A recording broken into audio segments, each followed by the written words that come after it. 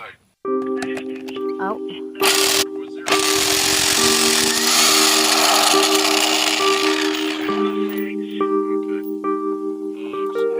And you heat it up the bowl right there. Then you can use the impact wrench right here to take it off.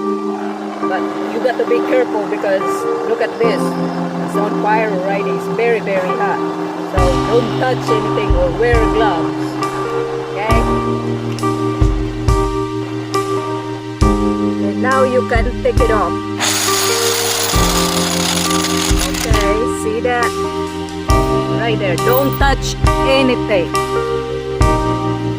So it's all off. Right there.